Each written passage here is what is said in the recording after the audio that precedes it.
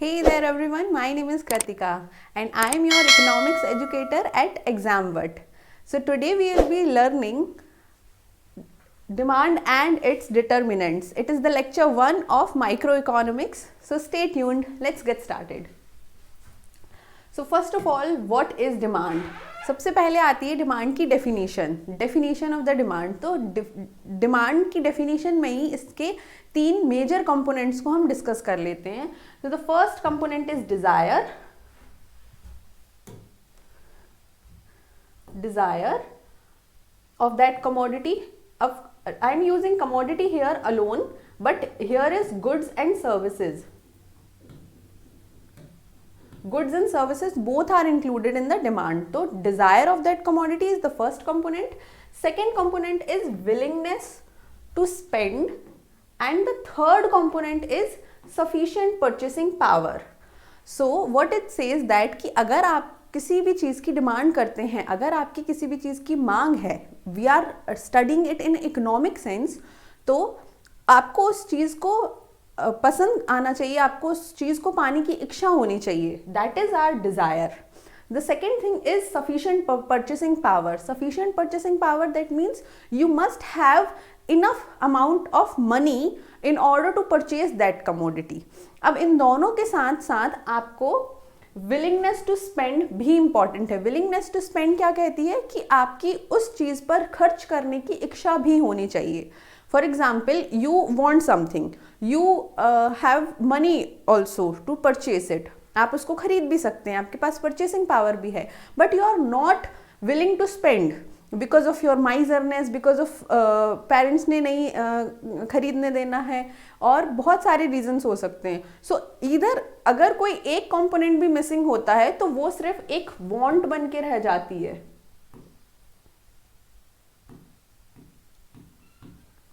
It will only remain a want and not your demand. तो demand और Dzire में आपको अंतर समझ में आ गया होगा. So this is the very basic important thing. And now we talk about what is law of demand. So law of demand says that when price increases, the demand of a commodities goes down. Why it happens? Because जैसे जैसे चीज़ महंगी होती जाती है, लोग उसकी commodity को उसको consume करना कम करते जाते हैं. जैसे जैसे दूध की प्राइसेस बढ़ती जाती हैं, हम देखते हैं कि दूध की क्वांटिटी हम कम कंज्यूम करने लगते हैं या कम खरीदने लगते हैं. ऑल्दो इतने छोटे अगर हम माइक्रो लेवल पर देखें, एकदम ही माइक्रो लेवल पर, तो इतना ज़्यादा असर नहीं पड़ता. बट वी सी दैट कि अगर एक एक्सपोनेंशियल राइज हो रहा है, then we actually reduce the quantity we are consuming. So that's what law of demand says. Law of demand is given by Alfred Marshall. It's a homework for you to find out in which year and in which book he has given his law of demand, because this is important, that may be asked in CUET examination as a MCQ. Now let's talk about what is individual demand and what is market demand. तो individual demand हमें क्या कहती है? जैसे हमने अभी समझा, simple law of demand है. और अगर हम एक कमोडिटी का मार्केट जब देख रहे हैं, तो जब एक कमोडिटी हर कोई थोड़ा थोड़ा परचेज करेगा और उन सभी की डिमांड हम ऐड करेंगे, इनको हम हॉरिजॉन्टली ऐड करेंगे सारे डिमांड कर्व को. Let's suppose that there are 2 individual in an economy. So इसका डिमांड, पर्सन ए का डिमांड कर्व और पर्सन बी का डिमांड कर्व हमने हॉरिजॉन्टली ऐड किया. So we are getting this flat demand curve.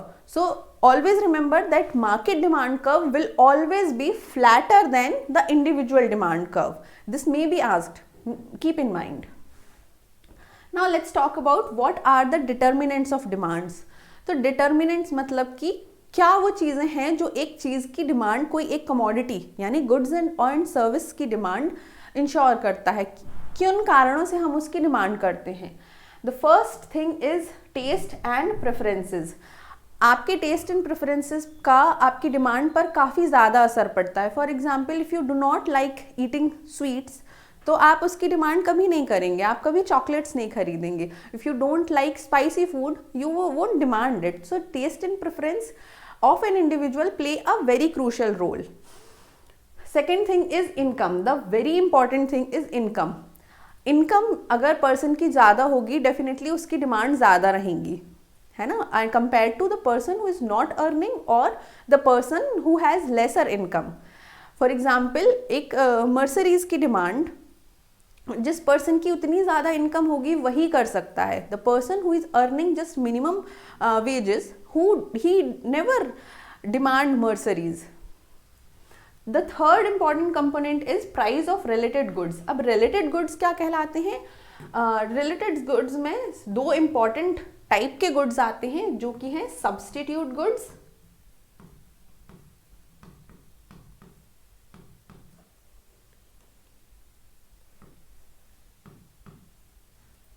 And complementary goods.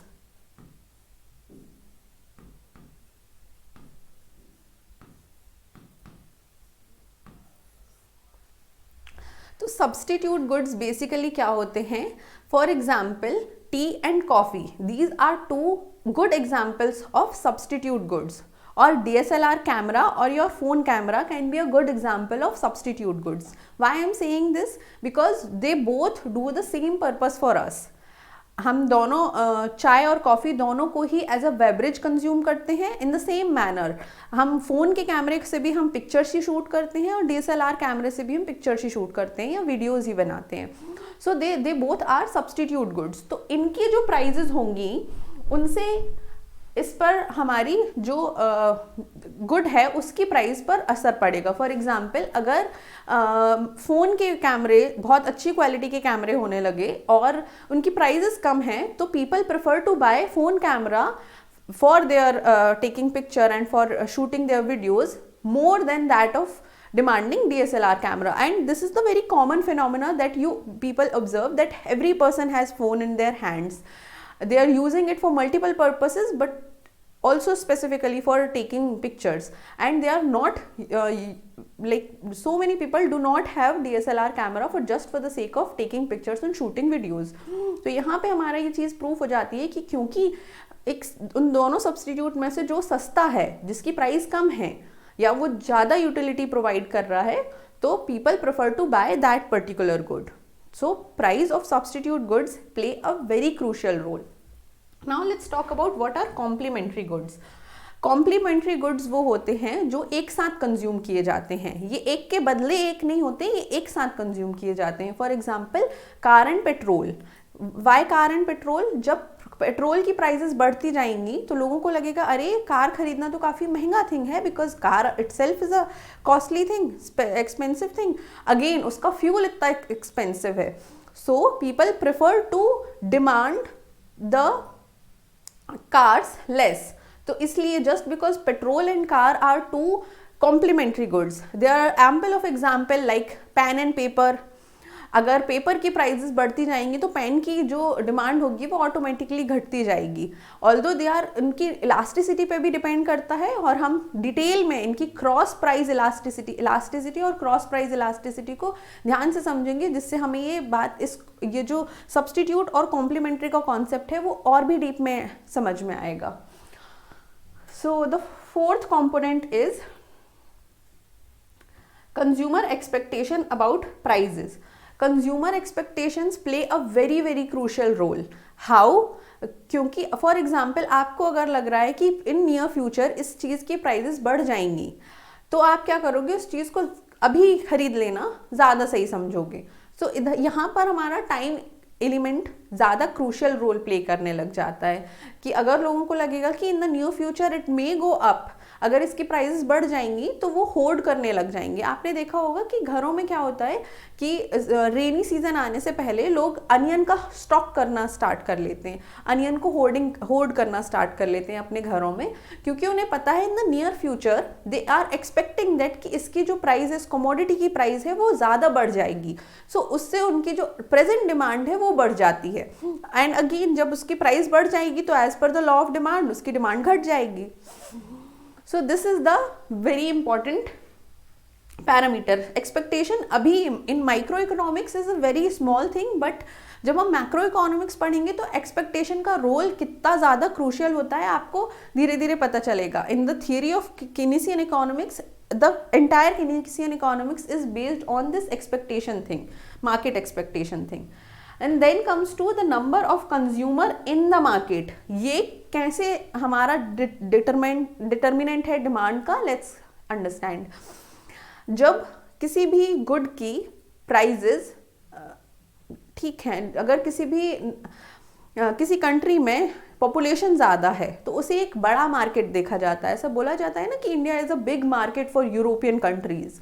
Why it is being said, because India की population ज़्यादा है, India में number of consumers ज़्यादा हैं, तो जो कोई भी कमोडिटी अगर मार्केट में आती है तो उसके बायर्स ज़्यादा मिलेंगे हमें। तो this is the reason why this plays a very crucial role in determining the demand of the commodity. And also हम देखेंगे कि number of consumer in a market का कितना ज़्यादा असर पड़ता है इन डिटरमाइनिंग द इफेक्ट्स, जो बैंडवैगनिंग इफेक्ट हैं, स्नॉब इफेक्ट हैं। In the later slides we will understand what are they. So उसमें number of consumers in the market का बहुत ज़्यादा असर होता है। So that's all about the determinants of demand. अब हम अल्फ्रेड मार्शल की बात करते हैं कि क्योंकि ये सारी चीजें other than price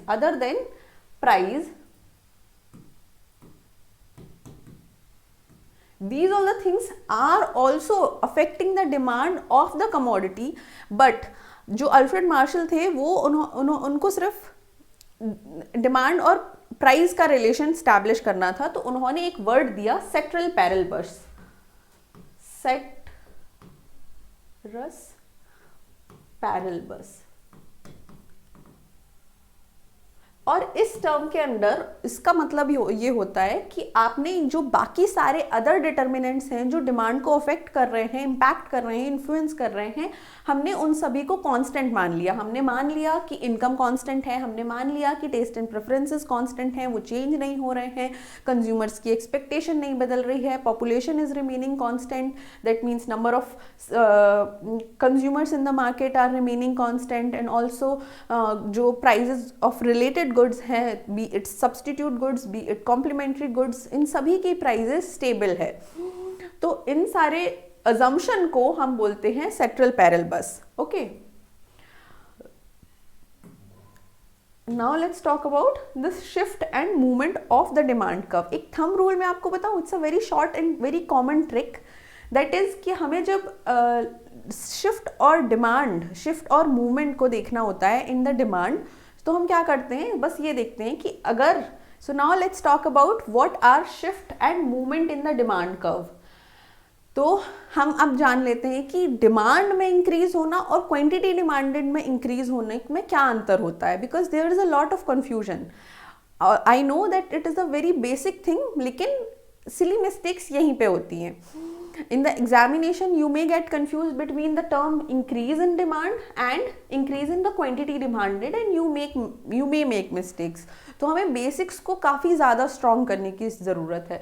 Although the assumptions of all the demand, law of demand, determinants of demand, you must have studied all of them in your undergrads, but why it is important to tell you right now, because we are here to give the foundation. Even if you are not from any economics background, I will make sure that कि आपको कोई भी problem ना हो in order to cope up with the subject. So stay tuned, you don't have to worry. Even if you haven't studied economics ever, I am here to guide you. तो बात करते हैं शिफ्ट एंड मूवमेंट में क्या अंतर होता है। जब भी जो सारे डिटर्मिनेंट्स हमने अभी बात की है डिमांड को डिटरमाइन करने वाले, उनमें कोई चेंज होता है तो हम उसे इंक्रीज इन डिमांड या डिक्रीज इन डिमांड बोलते हैं। और जब इंक्रीज इन डिमांड और डिक्रीज इन डिमांड होता है तो डिमांड कर्व शिफ्ट होता है। Demand curve shift, here D to D1, and ये आगे बढ़ा और कभी कभी ये नीचे भी जा सकता है, एंड डिपेंडिंग अपॉन अगर number of consumers in the market बढ़ जाते हैं तो उसकी डिमांड डेफिनेटली बढ़ जाएगी, that means demand curve start shifting. तो इसको हम इंक्रीज इन डिमांड बोलते हैं, बिकॉज अदर फैक्टर्स के बढ़ने से इस पे इम्पैक्ट हो रहा है, keeping the price constant. Keep in mind here in this thing we keep the prices constant,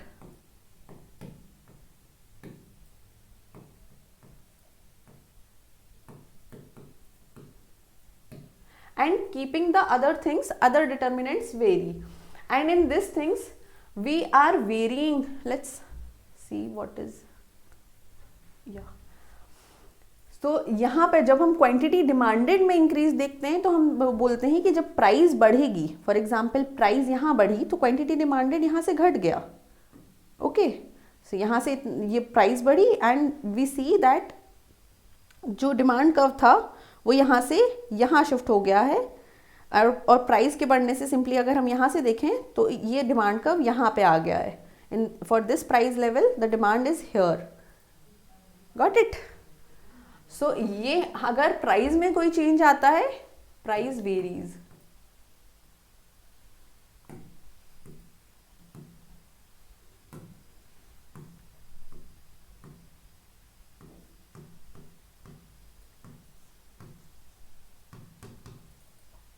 keeping other things constant.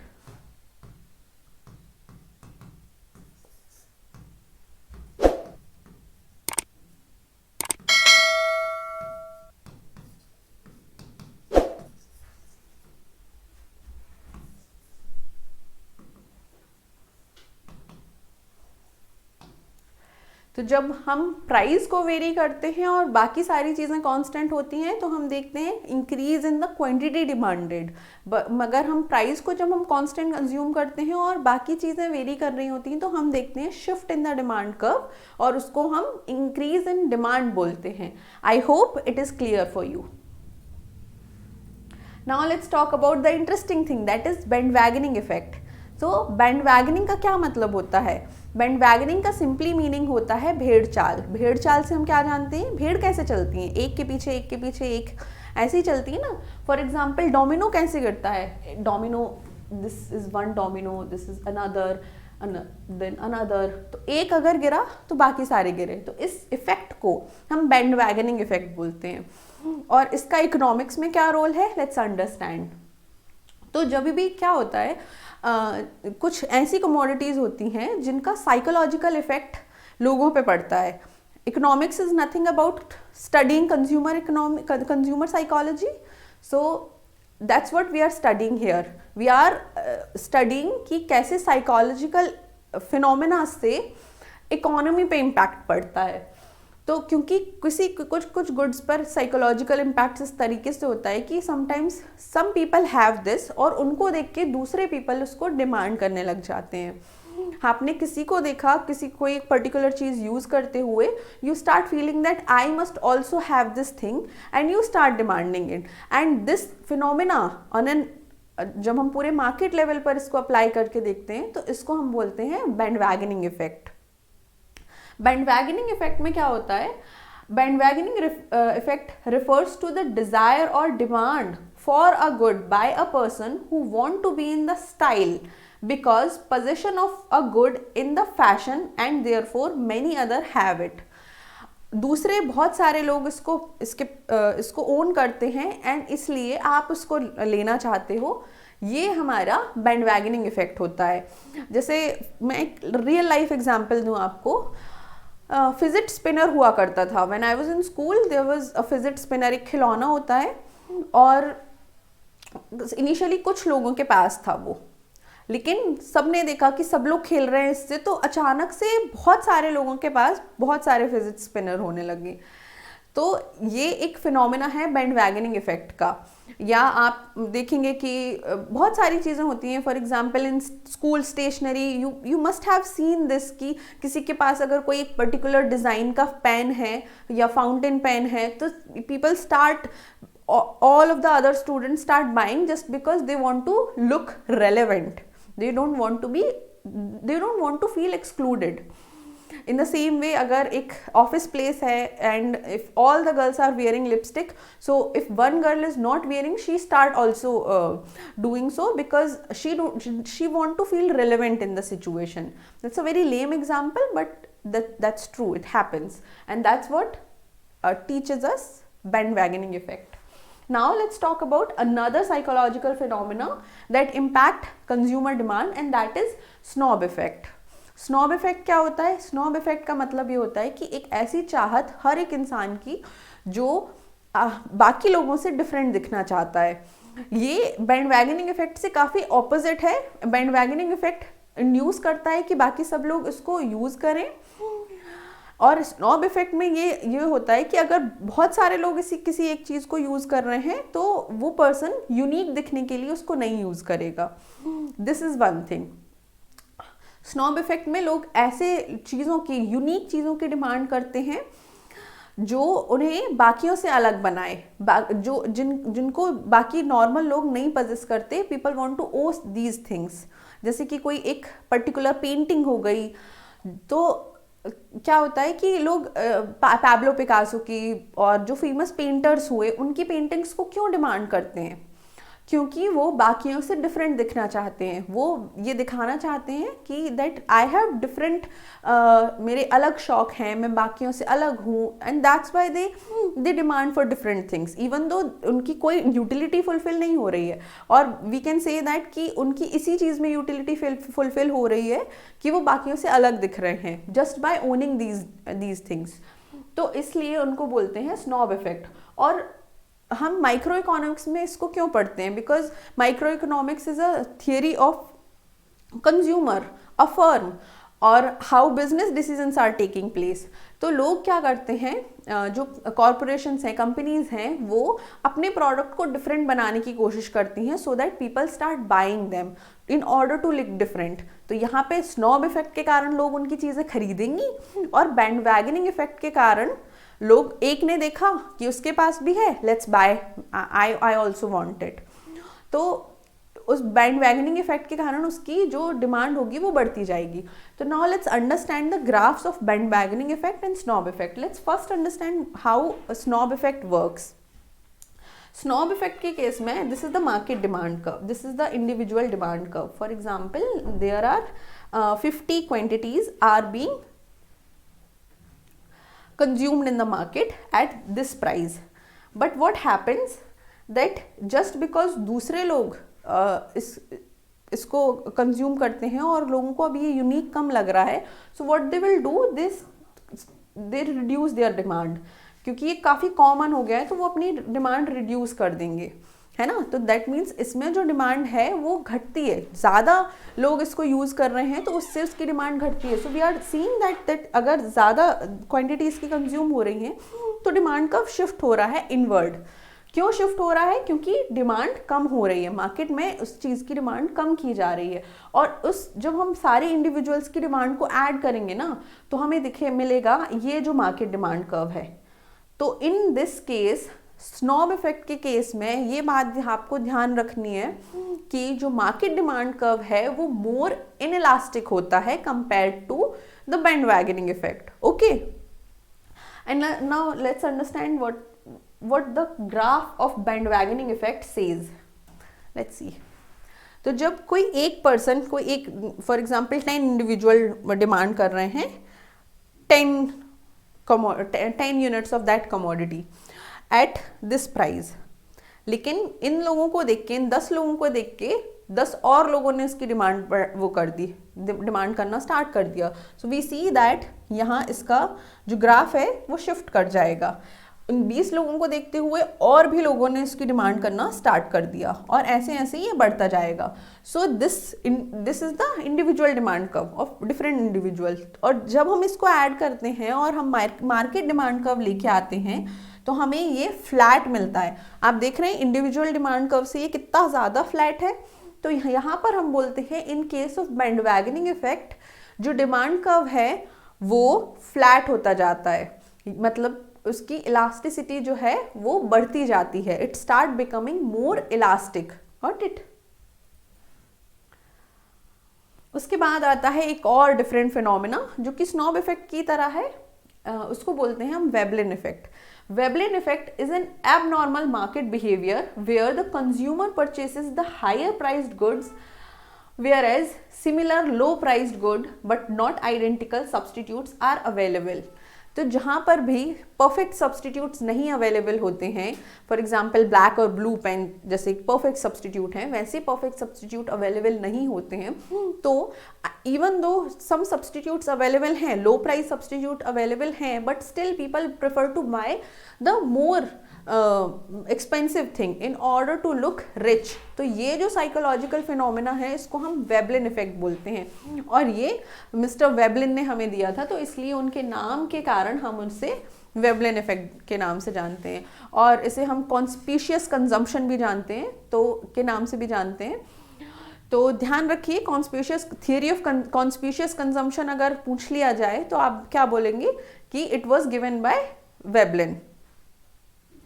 तो इसमें लोग रिच दिखने के कारण, रिच दिखने के लिए एक्सपेंसिव थिंग्स को कंज्यूम करना स्टार्ट करते हैं। For example, all shoes are equal but still people prefer to buy Gucci के shoes because they want to look rich, और इसलिए ब्रांड्स बनते हैं, ब्रांड्स अपनी वैल्यूज क्रिएट करते हैं, because although they are giving the same kind of utility to everyone, लेकिन उन्होंने अपनी यूटिलिटी जस्ट इसलिए बढ़ा दी, उन गुड्स की यूटिलिटी सिर्फ इसलिए बढ़ गई है जस्ट बिकॉज कि उनको कंज्यूम करने वाला person seems to be more rich than the normal crowd.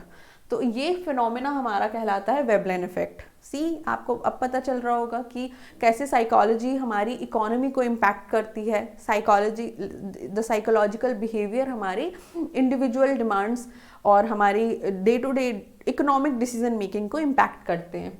तो यहाँ पे हम देखते हैं जो डिमांड कब होता है वो अपवर्ड स्लोपिंग होता है, मतलब कि किसी कमोडिटी की प्राइस अगर बढ़ती जाएगी तो उसकी डिमांड और बढ़ती जाएगी, because and only those people buy it, those people demand it who want to look rich। तो हम वेबलिन इफेक्ट में उन्हीं लोगों की बात कर रहे हैं जिनके ऊपर ये वेबलिन का जादू चलता है। तो यहाँ पे हमने समझ लिया कि इस केस में जो डिमांड, लॉ ऑफ डिमांड है, डाउनवर्ड स्लोपिंग डिमांड कर्व वाला, वो काम नहीं करता, and that is the upward sloping demand curve. Okay, now let's talk about what is Giffen paradox. So this is the favorite part of my video where Giffen paradox क्या होता है, you probably know it, but still Giffen paradox is an exception of law of demand. This is an exception of law of demand in which the demand curve slopes upward given goods are highly inferior whose negative income effect is more than the substitution effect। ऐसे goods जिनमें जो income effect है, negative income effect, उसकी value substitution effect से ज़्यादा होती है, वो हमारे कहलाते हैं गिफिन गुड्स। अब सब्सटीट्यूशन इफेक्ट क्या है, इनकम इफेक्ट क्या है, उन सभी को जानने के लिए आप कोर्स में एनरोल कर सकते हैं या वेट कर सकते हैं। Soon I will bring a more good video on these two phenomenas as well. तो हम बात कर रहे थे गिफिन पैराडॉक्स की। तो गिफिन नाम के एक पर्सन थे, उन्होंने क्या किया, अपना एक थियरी प्रोपाउंड की, रिसर्च पेपर लिखा, थीसिस दी, और मार्शल को बोला कि ये देखो, ये जो तुम्हारा यूनिवर्सल लॉ ऑफ डिमांड है ये हर कहीं काम नहीं करता। See, there are goods, for example बाजरा है, बाजरा की प्राइस घटती भी जाती है तो भी लोग उसकी डिमांड बढ़ाते नहीं हैं, लेकिन जो हमारी गेहूं है, गेहूं की डिमांड, अगर गेहूं की प्राइस कम होती है तो लोग उसकी डिमांड बढ़ा देते हैं। Why? Because we consider wheat as good normal commodity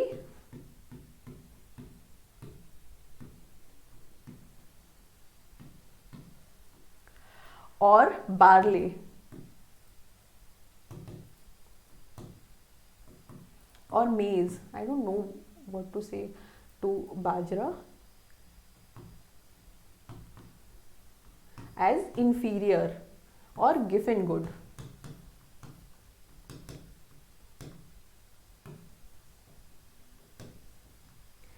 तो इस केस में जब भी गिफिन पैराडॉक्स अप्लाई होता है तो हमारा जो लॉ ऑफ डिमांड है वो काम नहीं करता और हम देखते हैं अपवर्ड स्लोपिंग डिमांड कर्व। तो जब मिस्टर गिफिन ने मिस्टर मार्शल के सामने अपनी ये बात रखी तो उन्होंने कहा कि जा, तूने मेरा लॉ झूठा प्रूफ किया है ना, तो आज से जो भी सारे गुड्स हैं जो इतने इन्फीरियर हैं, इतने घटिया हैं, जिनकी प्राइस कम होने पर उनकी डिमांड और घट जाती है, वो सारे तेरे नाम से जाने जाएंगे। तो इसलिए हम गिफिन गुड्स को जानते हैं गिफिन के नाम पे। तो ये मार्शल के द्वारा दिया हुआ श्राप था गिफिन को। अब बात करते हैं एक प्रीवियस ईयर क्वेश्चन की, जो 2022 में पूछा गया था regarding the topic we have studied today. The question is bandwagoning effect makes the demand curve more inelastic, elastic, remain same or unitary elastic. What would be the answer? I have just discussed it. So comment down below, and if you do not know, let me just tell you that it's option B, elastic. हमने देखा था कि जब band wagoning effect work करता है तो ये individual demand curve है जो शिफ्ट होती जाती है, और हम मार्केट डिमांड कर्व देखते हैं वो काफ़ी ज़्यादा फ्लैट हो जाता है। This is our market demand curve. So flatter the demand curve, more elastic will be the demand. So more elastic would be the correct answer. So thank you so much for watching this video. Stay tuned for more such videos. Thank you.